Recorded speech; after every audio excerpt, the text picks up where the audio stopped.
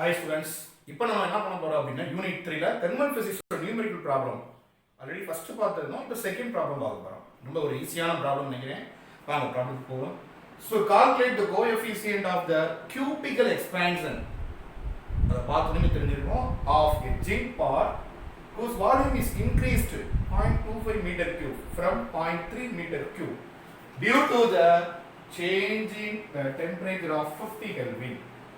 அப்ப cubical expansion சொல்லிட்டாங்க. அப்ப நமக்கு ஃபார்முலா என்ன வரும்? change in volume by original volume directly proportional to change in temperature. ரைட்டா?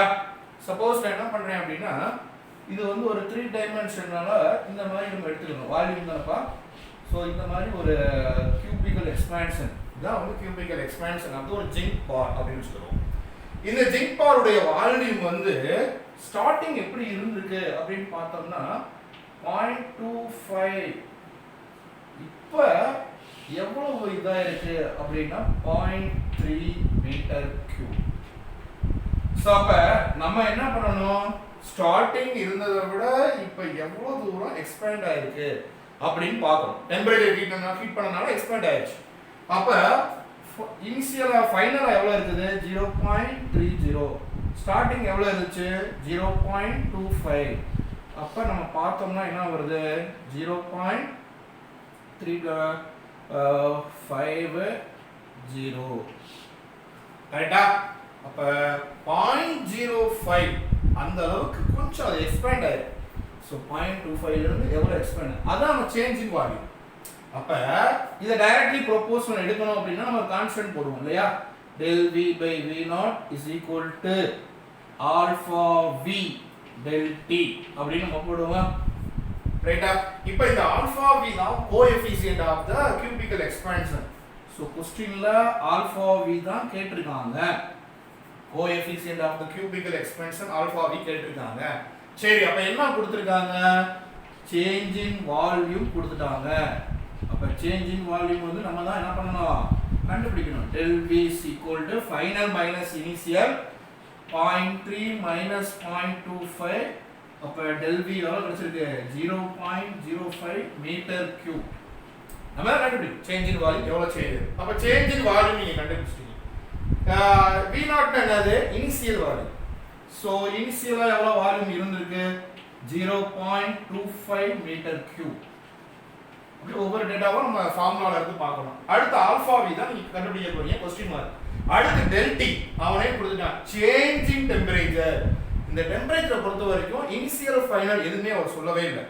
இதுக்கு முன்னாடி சம்ல அவங்க என்ன கொடுத்துட்டாங்கன்னா ஃபைனல் டெம்பரேச்சர் இனிஷியல் கொடுத்துட்டு ஃபைனல் கேட்டாங்க. இங்க சேஞ்ச் இன் டெம்பரேச்சர். அப்ப சேஞ்ச் இன் டெம்பரேச்சர்னா டெல்டா t தான் அர்த்தம். சோ அப்ப டெல்டா t எவ்வளவு கொடுத்திருக்காங்க? Change in temperature 50 kelvin. Super. அப்ப எல்லாமே வந்து நமக்கு கிவனா கொடுத்துட்டாங்க. டைரக்ட் சப்ஸ்டிடியூஷன் மெத்தட் தான். இப்போ நீங்க இந்த given டேட்டாவை ஃபுல்லா இந்த ஃபார்முலால போய் நீங்க அப்ளை பண்ணனும். அப்ப ஆல்பா v மட்டும் வேணும்னா இந்த டெல்டா t என்ன பண்ணிக்கணும்? ஆல்பா v நம்மளுடைய எய்ம் ஆல்பா v தான் கண்டுபிடிக்கணும். அப்ப இது கீழ கொண்டு வந்துடலாமா? அப்ப இதை எப்படி எழுதலாம்னு பாருங்க. So alpha delta v by v naught already இருக்குது. இப்போ இந்த டெல்டா t யும் இங்க சேர்ந்துரும். which is equal to alpha v. இதுதான் கரெக்டான ஃபார்முலா.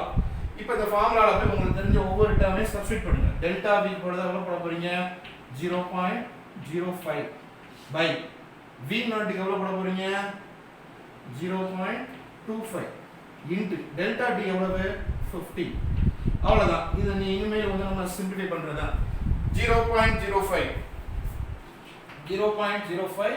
divided by 0.25 into 50. இது பண்ணிடலாமா? 0.05 0.25 நீங்க என்ன பண்ணணும்? இதை டிவைட் பண்ணணும். இப்போ நம்ம என்ன பண்ணலாம்? சிம்பிளா ஒண்ணு பண்ணுவோமே. இது 0.025. இந்த 0.05 எந்த நம்பரால மல்டிப்ளை பண்ணா முழு நம்பரா? இதான் அது கொஞ்சம் பண்ணிட்டோம்னா ஈஸி. அப்ப நான் என்ன பண்ண போறேன்? இந்த 50 விட்டுருவோம். இப்போ இந்த இத வந்து 1 2 0 அப்ப 100 ஆல மல்டிப்ளை பண்ணா அது 5 ஆயிடும். சோ மேலையும் கீழையும் 100 ஆல மல்டிப்ளை பண்ண போறேன். So multiply and divided by 100. அப்ப மேல 100 ஆல மல்டிப்ளை பண்ணா 5 ஆயிடும், கீழ 100 ஆல மல்டிப்ளை பண்ணா 25 ஆயிடும், இன்டு ஒரு 50 இருக்கு. ரைட்டா? 0.05 100 ஆல மல்டிப்ளை பண்ணா 5, 0.25 100 ஆல மல்டிப்ளை பண்ணா 25. இப்போ நம்ம என்ன பண்ணலாம்? 1 5 is 5, 5 5s are 25. அவ்வளவுதான். அப்போ 250 1/250 அப்படின்னு வருது. பட் 1/250ன்றது நம்ம இன்னும் கரெக்டா பண்ணணும். இப்போ நம்ம என்ன பண்ணலாம்? 250 1 ஆல் டிவைட் பண்ணணும்னா முடியாத விஷயம் தான். அப்ப நம்ம என்ன பண்ண போறோம்? 250 1க்குள்ள பண்ண முடியாது. அப்போ ஒரு பாயிண்ட் போட்டு ஒரு 0 சேர்த்துக்கலாம். இப்போ 10 150 250 ஆல டிவைட் ஆகாது. அப்ப இன்னொரு பாயிண்ட் வச்சுட்டு இன்னொரு பண்ணலாம். இப்போ 100 250 ஆல டிவைட் ஆகாது. அப்புறம் இன்னொரு 0 போட்டு இன்னொரு 0 போட்டுக்கலாம். சோ ஈஸியான டிவிஷன் தான். இப்போ பாருங்க, எத்தனை 25s ஆ 100? 4 25s ஆ 100. இங்க நமக்கு எத்தனை இருக்கு? 250 இருக்கா?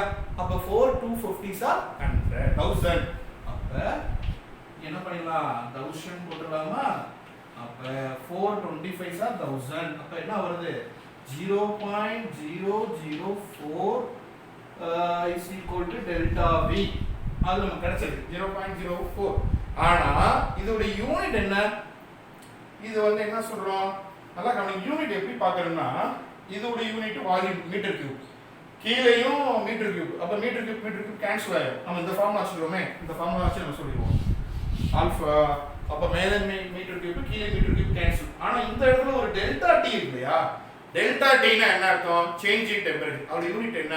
கெல்வின். அப்ப ஆல்பா வி வேணும் அப்படின்னா நீ என்ன பண்ணணும்? அந்த ஆன்சர் யூனிட் வந்து பெர் கெல்வின் அப்படின்னு நம்ம சொல்லணும். இல்லைனா நம்ம என்ன பண்ணணும்? 0.004 கெல்வின் பவர் -1. இதுதான் கரெக்டான ஆன்சர். 0.004 கெல்வின் பவர் -1 இல்லைனா per kelvin. So this is a sir delta V னா நம்ம இங்க என்ன பண்ணிருக்கோம்? சார் இங்க டெல்டா V னே போட்டு படிச்சிட்டோமா? Sorry, alpha V. So alpha V தான் நம்ம போடுற கோஎஃபிஷியன்ட். So ஆல்பா போட்டு V போட்டுருவோம். ஆல்பா V இங்க கரெக்ட்டா போட்டோம்னா இங்க ஆல்பா V போட்டு அங்க மட்டும் தப்பா போடும். So அப்ப ஆல்பா V தான் நம்ம கண்டுபிடிச்சிருக்கோம். cubical expansion alpha V is equal to 0.004 Kelvin power -1. This is the answer. Okay, thank you.